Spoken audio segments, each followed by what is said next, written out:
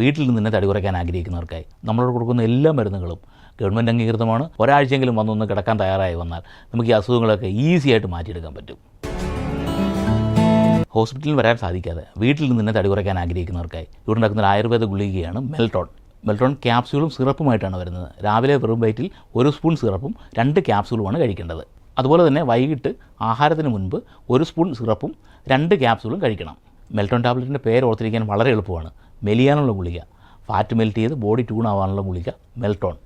ഈ ഗുളികയ്ക്ക് പഥ്യമെന്ന് പറയുന്നത് തണുത്ത ആഹാര പദാർത്ഥങ്ങൾ ഒഴിവാക്കുക, ഫ്രിഡ്ജിൽ വെച്ച വെള്ളം, ഐസ്ക്രീം, അതുപോലെ തന്നെ വറുത്തതും പൊരിച്ചതുമായ ഭക്ഷണങ്ങൾ ഒഴിവാക്കുക. അല്ലാതെ ഇറച്ചി, മീൻ, പാല്, മുട്ട തുടങ്ങി എല്ലാ ഭക്ഷണവും കഴിക്കാം.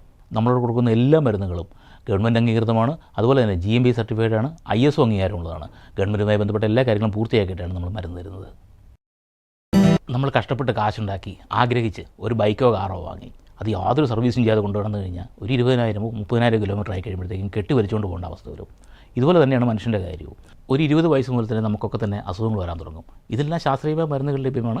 ഈ മരുന്നുകൾ കഴിച്ച് നമ്മൾ ഈ രോഗങ്ങളെ ഒതുക്കി നിർത്തി കഴിഞ്ഞ് കഴിഞ്ഞാലും ഇതിൻ്റെ പാർശ്വഫലങ്ങൾ നമ്മളെ മറ്റു പല രോഗങ്ങളിലേക്കും കൊണ്ടുവന്ന് എത്തിക്കുന്നുള്ളത് ശാസ്ത്രീയമായി തെളിയിക്കപ്പെട്ടിട്ടുള്ള ഒന്നാണ്. മുമ്പൊക്കെ ഗവൺമെൻറ് ആശുപത്രികളിൽ സൗജന്യ ചികിത്സ ലഭിക്കുമായിരുന്നു. ഇപ്പോൾ അവിടെ റേഷൻ കാർഡിൻ്റെ നിറം നോക്കിയാണ് ബില്ല് വരുന്നത്. ഇൻഷുറൻസ് ഉണ്ടെങ്കിലും അതിൻ്റെ നൂലാമാലകൾ വേറെ. തന്നെയല്ല, അസുഖത്തിൻ്റെ വേദന എന്ന് പറയുന്നത് നമ്മൾ തന്നെ സഹിച്ചാലേ മതിയാവത്തുള്ളൂ. ഇതിനൊക്കെയുള്ള ശാശ്വത പരിഹാരമാണ് പല ചികിത്സാശാസ്ത്ര ശാഖകളെ സംയോജിപ്പിച്ചുകൊണ്ടുള്ള സംയോജിത ചികിത്സാ പദ്ധതി. ആരോഗ്യമുള്ളൊരു ശരീരത്തിന് വേണ്ടിയോ അതല്ലെങ്കിൽ എന്തെങ്കിലും അസുഖങ്ങൾ വരാനുള്ള സാധ്യത മുൻകൂട്ടി മനസ്സിലാക്കിയിട്ടോ, അതുമല്ലെങ്കിൽ BP, ഷുഗർ അങ്ങനെ എന്തെങ്കിലുമൊക്കെ ഉണ്ടായതിന് ശേഷമാണെങ്കിലും ഒരാഴ്ചയെങ്കിലും വന്നൊന്ന് കിടക്കാൻ തയ്യാറായി വന്നാൽ നമുക്ക് ഈ അസുഖങ്ങളൊക്കെ ഈസി ആയിട്ട് മാറ്റിയെടുക്കാൻ പറ്റും. സാധാരണക്കാർക്ക് കൂടി ഉപകാരപ്പെടട്ടെ എന്ന രീതിയിൽ ദിവസം 1000 രൂപ മുതൽ തുടങ്ങുന്ന പാക്കേജിലൂടെ ലഭ്യമാണ്. ക്യാൻസർ ഒഴികെ എല്ലാ രോഗങ്ങൾക്കുള്ള ചികിത്സ ഇവിടെ ലഭ്യമാണ്. സ്ട്രോക്ക് പോലുള്ള അസുഖങ്ങൾ വന്ന് കിടപ്പിലായ രോഗികൾക്ക് പോലും വളരെ ഫലപ്രദമാണ് ഈ ചികിത്സാ രീതി. പൈൽസ് പോലുള്ള ജീവിതശൈലി രോഗങ്ങൾ 4-5 ദിവസങ്ങൾ കൊണ്ട് തന്നെ മാറ്റിയെടുക്കാൻ പറ്റും. അതുപോലെ തന്നെ വിദേശ രാജ്യത്ത് താമസിക്കുന്ന ആളുകളെ സംബന്ധിച്ചിടത്തോളം അവിടുത്തെ ചികിത്സ എന്നത് ഭയങ്കര എക്സ്പെൻസീവാണ്. അങ്ങനെയുള്ളവർ നാട്ടിൽ വരുന്ന സമയത്ത് എല്ലാ അടിച്ചുപൊളിയും കഴിഞ്ഞ് മടങ്ങി പോകുന്നതിന് മുമ്പ് ഒരാഴ്ചയെങ്കിലും ഒന്ന് വന്ന് കിടന്നാൽ നല്ല ആരോഗ്യത്തിന് മടങ്ങിപ്പോകാനാകും. നമസ്കാരം, എൻ്റെ പേര് ബിനോയ് എന്നാണ്. ചെറുപ്പത്തിൽ ഞങ്ങളുടെ നാട്ടിലെ ഏറ്റവും വലിയ തടിയൻ ഞാനായിരുന്നു. ഈ തടിയുള്ളപ്പോഴുള്ളൊരു കുഴപ്പമെന്ന് പറഞ്ഞു കഴിഞ്ഞാൽ എല്ലാവരും നമ്മളെ തടിയാന്ന് വിളിച്ച് കളിയാക്കും. അപ്പോൾ ഈ കളിയാക്കൽ ഒറ്റപ്പേര് വിളിയൊക്കെ കേൾക്കുമ്പോൾ ഉണ്ടാകുന്നൊരു മാനസിക വിഷമം എന്ന് പറയുന്നത് നമ്മൾ തടിയുള്ളവർക്ക്, അത് അനുഭവിച്ചിട്ടുള്ള ആൾക്കാർക്ക് മാത്രമേ മനസ്സിലാകത്തുള്ളൂ. അപ്പോൾ അങ്ങനെ ഈ കളിയാക്കൽ ഒറ്റപ്പേര് വിളിയൊക്കെ കേട്ട് അതിൻ്റെ ഒരു കോംപ്ലക്സിൽ നിന്ന് ഞാനിങ്ങനെ ചിന്തിച്ചപ്പോൾ എനിക്ക് തോന്നി സക്സസ് ആവാൻ പറ്റിയ ഒരു മേഖല എന്ന് പറഞ്ഞാൽ ബിസിനസ്സാണ്. കാരണം ബിസിനസ് ഒരു പ്രൊഡക്റ്റ്, ഇലക്ട്രോണിക്സ് പഠിച്ച് ഒരു പ്രൊഡക്റ്റൊക്കെ ഉണ്ടാക്കി അങ്ങ് സക്സസ് വിറ്റ് കഴിഞ്ഞ് കഴിഞ്ഞാൽ കുറേ പൈസയൊക്കെ ഉണ്ടാക്കി നമ്മുടെ ചിത്രപ്പള്ളി സാറിനെ പോലെയോ അല്ലെങ്കിൽ മറ്റേ ബിലിഗേറ്റ്സിനെ പോലെയോ ഒക്കെ അങ്ങനെയൊക്കെ ജീവിക്കാന്നുള്ളൊരു ഒരു അടിസ്ഥാനത്തിലാണ് ഞാൻ ഇലക്ട്രോണിക്സ് പഠിച്ചത്. അങ്ങനെ ഇലക്ട്രോണിക്സ് ഒക്കെ പഠിച്ച് അപ്പോഴത്തേക്കും ഈ വലിയ വലിയ കമ്പനികളൊക്കെ എങ്ങനെ ജോലി ചെയ്യുന്നുള്ളത് മനസ്സിലാക്കണമല്ലോ. അപ്പോൾ അത് പഠിക്കാൻ വേണ്ടിയിട്ട് ഞാൻ നേരെ ബാംഗ്ലൂർക്ക് വണ്ടി കയറി. അവിടുത്തെ ഇലക്ട്രോണിക്സ് കമ്പനിയിൽ അവിടെ ചെന്ന മാനുഫാക്ചറിങ് യൂണിറ്റിൽ ഇങ്ങനെ മാനുഫാക്ചറിങ് യൂണിറ്റ് ജോലിക്ക് കയറി. അങ്ങനെ ജോലിക്ക് കയറി കുറേ കാലം അവിടെ ജോലി ചെയ്തുകൊണ്ട് അങ്ങനെ എല്ലാ കമ്പനികളെ കുറിച്ച് പഠിച്ചു. അപ്പോൾ പഠിച്ചപ്പോൾ എനിക്ക് മനസ്സിലായി ഈ ചെയ്ത് പഠിക്കാതെ പഠിക്കാൻ പറ്റത്തില്ലാത്തൊരു മേഖല എന്ന് പറയുന്നത് അത് മാർക്കറ്റിംഗ് ആണ്. അങ്ങനെ മാർക്കറ്റിംഗ് പഠിക്കാൻ വേണ്ടി ആ കമ്പനി തന്നെ മാർക്കറ്റിംഗ് പഠിപ്പിക്കാമെന്ന് വെച്ചപ്പോഴത്തേക്ക് അവരോട് പറ്റത്തില്ല. കാരണം ഭാഷയൊന്നും അറിഞ്ഞുകൂടാത്തതുകൊണ്ട് 2 വീലർ ഓടിയും ഓടിക്കാൻ അറിയത്തില്ല. അപ്പോൾ അതുകൊണ്ട് പറ്റത്തില്ലെന്ന് പറഞ്ഞു. അങ്ങനെ ഞാൻ പിന്നെ അവിടെ നിന്ന് തിരിച്ച് നാട്ടിൽ വന്നു. അതിനുശേഷം ഞാനിങ്ങനെ പേപ്പറിലൊക്കെ നോക്കി പരസ്യമൊക്കെ കണ്ടിട്ട് ഇതുപോലെ തന്നെ നമ്മൾ ഒരു ഇലക്ട്രോണിക്സ് CFL ഉണ്ടാക്കുന്ന ഒരു കമ്പനിയുണ്ട്. ആ കമ്പനി പോയി ചെന്നോട് മാർക്കറ്റിംഗ് വർക്ക് ചെയ്ത് കുറേ അവിടെ ചെന്ന് എൻ്റെ ജോലി എന്ന് പറഞ്ഞു കഴിഞ്ഞാൽ ഈ ചൈനയിൽ നിന്നൊക്കെ വലിയ വലിയ കമ്പനിക്കാരൊക്കെ CFL ഇമ്പോർട്ട് ചെയ്തിട്ട് അവർ വിൽക്കാൻ തുടങ്ങി. അപ്പോൾ അങ്ങനെ വിൽക്കാൻ തുടങ്ങിയപ്പോഴത്തേക്കുമാണ് ഒരു രക്ഷയില്ല. കാരണം വെച്ച് കഴിഞ്ഞാൽ ക്യാഷ് അവസാനം വന്നപ്പോഴത്തേക്ക് ശമ്പളം കടയിൽ പോയി പിടിച്ചെടുക്കേണ്ട അവസ്ഥയായി. അപ്പോൾ അങ്ങനെ വന്നപ്പോഴത്തേക്ക് ഞാൻ പിന്നെ അത് നിർത്തി. അപ്പോൾ പിന്നെ അങ്ങനെ അതൊരു എനിക്ക് വലിയ എക്സ്പീരിയൻസ് ഉണ്ടായിരുന്നു. ആ എക്സ്പീരിയൻസ് ഒക്കെ വെച്ചിട്ട് ഞാൻ ഇന്ത്യ മുഴുവൻ പറയായിട്ടുള്ളൊരു പത്രസ്ഥാപനത്തിൻ്റെ മാർക്കറ്റിംഗ് എക്സിക്യൂട്ടീവായിട്ട് എനിക്ക് ജോലി കിട്ടി.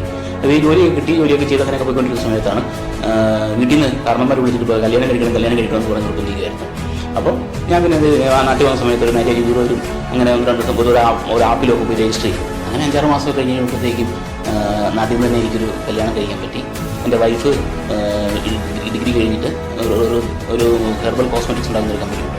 ആ കമ്പനിയിൽ റിസർച്ച് അസിസ്റ്റൻ്റായിട്ട് വർക്ക് ചെയ്യുകയായിരുന്നു. ഒരു 1-1.5 വർഷം കഴിഞ്ഞപ്പോഴത്തേക്കും ഞങ്ങൾക്കൊരു കുട്ടിയുണ്ടായി. ആ കുട്ടി 2 മാസം മാത്രമേ ജീവിച്ചിട്ടുള്ളൂ. അന്ന് എനിക്ക് മനസ്സിലായ ഒരു കാര്യമാണ്, നമ്മളുണ്ടാക്കുന്ന പൈസ കൊണ്ട് ഒരു കുഞ്ഞിൻ്റെ ജീവൻ പോലും രക്ഷിക്കാൻ കഴിയുന്നില്ലെങ്കിൽ പിന്നെ നമ്മൾ എന്തുമാത്രം പൈസ ഉണ്ടാക്കി, അല്ലെങ്കിൽ എന്താ വണ്ടി മേടിച്ചു, അല്ലെങ്കിൽ എന്തൊക്കെ ചെയ്തെന്ന് പറഞ്ഞാൽ ഇതിലൊന്നും ഒരു കഥയില്ല. ശരിക്കും നമ്മുടെ ജീവിതം കൊണ്ട് അടുത്ത ഒരു മനുഷ്യന് എന്തെങ്കിലും ഒരു പ്രയോജനം നമുക്ക് ചെയ്തു കൊടുക്കാൻ പറ്റുമ്പോഴാണ് ശരിക്കും നമ്മുടെ ജീവിതത്തിന് അർത്ഥം ഉണ്ടാകുന്നത്. ശരിക്കും എനിക്ക് തടി കൂടാനുള്ള കാരണം എന്ന് പറഞ്ഞു കഴിഞ്ഞാൽ ചെറുപ്പത്തിൽ എനിക്കൊരു ഓപ്പറേഷൻ വേണ്ടി വന്നതുകൊണ്ടാണ്. ലക്ഷത്തിൽ ഒരാൾക്ക് മാത്രം വരുന്ന ഒരു വളരെ അസുഖമായിട്ട് ഞാൻ ജനിച്ചു വന്നത്. അതിൻ്റെ പാടാണ്. എനിക്ക് ഓപ്പറേഷൻ ചെയ്തിട്ട് അന്ന് അവിടെ ഉണ്ടായിരുന്ന ഡോക്ടർമാരാണ് ആ ഇത് സർജറിയിലൂടെ അത് റിമൂവ് ചെയ്തിട്ട് അങ്ങനെയാണ് ശരിക്കും ഞാൻ വീണ്ടും ശരിക്കും ജീവിതത്തിലേക്ക് തിരിച്ചു വന്നത്. എൻ്റെ കൊച്ചിൻ്റെ മരണം കാരണം യൂറിനറി ഇൻഫെക്ഷൻ ആയിരുന്നു. അതുപോലും കണ്ടുപിടിച്ച് അന്നത്തോടുള്ള ഡോക്ടർമാർക്ക് ശരിയാക്കാൻ പറ്റാകുമ്പോഴത്തേക്കും ഒരു ട്രസ്റ്റായിട്ടോ അല്ലെങ്കിൽ ചാരിറ്റബിൾ സൊസൈറ്റി ആയിട്ടോ എങ്ങനെയൊന്നും ഫോം ചെയ്ത് എന്തെങ്കിലും ഒരു ഫോം ചെയ്തിട്ട് നല്ല ഹോസ്പിറ്റലോടെ കൊണ്ടുവരണമെന്നാണ് എനിക്ക് ആദ്യം തോന്നിയത്. പിന്നെ ഞാൻ ആ കുറേ കാലം കഴിഞ്ഞ് കഴിഞ്ഞപ്പോഴത്തേക്കും അതെല്ലാം വിട്ടു. അതിനകത്ത് ട്രൈ ചെയ്ത് വന്നപ്പോഴത്തേക്കും അവിടെ ഒരു 10-30 കിലോമീറ്ററുണ്ട്, ഇഷ്ടംപോലെ ആശുപത്രികളുണ്ട്. അതുപോലെ അങ്ങനെയൊക്കെ ഒരുപാട് സംഭവങ്ങളുണ്ടാകും. പിന്നെ നമ്മൾ ആശുപത്രിക്ക് വേണ്ടിയിട്ട് മെനക്കെട്ടിട്ട് കാര്യമില്ല. അതിൻ്റെ ആവശ്യമില്ല. തന്നെ ദൂരെ എൻ്റെ സഹോദരിയുടെ കുട്ടികളെ ഉണ്ടായത്, ബാക്കി ഞങ്ങളുടെ ബന്ധുക്കാരും ഒക്കെ അവിടെ ഉണ്ടായത്, ബന്ധുക്കാർക്കൊക്കെ ഒരുപാട് സംഭവങ്ങളുണ്ടാകുന്നു. പിന്നെ അതിൻ്റെ കുഴപ്പമെല്ലാം തോന്നി. അപ്പോൾ അങ്ങനെ ഞാൻ ആ ഒരു ബുദ്ധിമുട്ടിൽ നിന്ന് പിൻവാങ്ങി. അങ്ങനെ കൊച്ചു മരിച്ചതിൻ്റെ ഡിപ്രഷനിൽ ശരിക്കും എൻ്റെ വെയിറ്റ് ഏതാണ്ട് 85 കിലോയിൽ നിന്ന് 104 കിലോ വരെയായി. വൈഫിൻ്റെ വെയിറ്റ് ആണെന്നുണ്ടെങ്കിൽ 45 കിലോയിൽ നിന്ന് ഏതാണ്ട് 80 കിലോ വരെയായി. കുട്ടികളില്ല. കുട്ടികളുണ്ടാവുന്നപ്പോഴത്തേക്ക് ഞങ്ങൾ ആദ്യം കാണിച്ച് ഡോക്ടറെ പോയി കാണിച്ചു. അപ്പോൾ ഡോക്ടർ പറഞ്ഞു വെയിറ്റ് കുറയ്ക്കാൻ പറ്റുമോ നോക്കാൻ പറഞ്ഞു. അങ്ങനെ ഞങ്ങൾ വന്നതിലുണ്ടായിരുന്ന എല്ലാ വൈദ്യശാസ്ത്ര ശാഖകൾ, ആയുർവേദം, ഹോമിയോപ്പതി, ഇങ്ങനെയുള്ള എല്ലാ വൈദ്യശാസ്ത്ര ശാഖകളെക്കുറിച്ചും പഠിച്ച് അങ്ങനെ ഗവേഷണം നടത്തിയ അങ്ങനെ എൻ്റെ വെയിറ്റ് 104 കിലോയിൽ നിന്നും 90 കിലോ ആക്കി കുറയ്ക്കാൻ പറ്റി. വൈഫിൻ്റെ വെയിറ്റ് 75 കിലോയിൽ നിന്നും 55 കിലോ ആക്കി കുറയ്ക്കാൻ പറ്റി. അങ്ങനെ ഞങ്ങൾക്ക് 3 കുട്ടികളെ നൽകിയോ ദൈവം അനുഗ്രഹിച്ചു.